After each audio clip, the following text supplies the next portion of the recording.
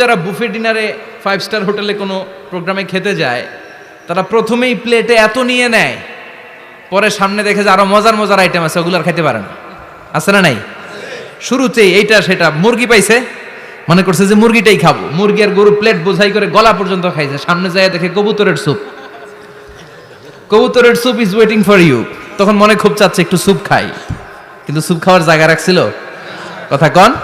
তো ফেরেশতারা বলবে একটা যদি পাই অমনি ধরে ঘাপুস ঘুপুস একটু কম করেন, আরো আছে, সুবহানাল্লাহ পড়েন। এরপর আল্লাহ বলবেন ওয়ালাহমি তাইরিম মিম্মা ইয়াশতাহুন, মাছের ভুনা কলিজার পরে পাখির ভুনা গোশত জান্নাতীদেরকে দেয়া হবে। সুবহানাল্লাহ।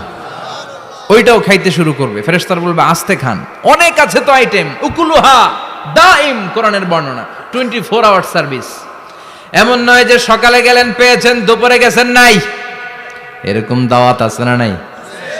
দেরি কইরা গেলে মুরগির রান পাওয়া যায় না, খালি পোলাও আর গরুর গোশত খান, খাইয়া আলহামদুলিল্লাহ কন, আছে না নাই? জান্নাতেও তো এরকম হবে, আগে আগে খাইয়া ওনারা ফিনিশ, আমরা পরে গেছি আর নাই।